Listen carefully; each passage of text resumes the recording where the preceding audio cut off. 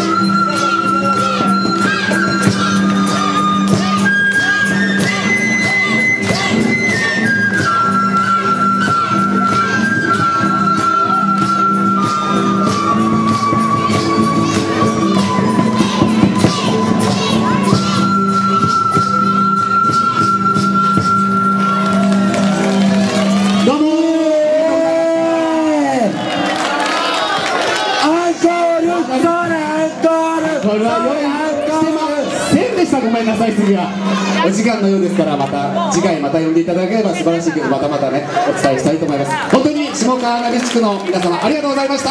ありがとうございました。次回がやってまいりました。もう一曲アンコールを皆さんお願いしたいと思います。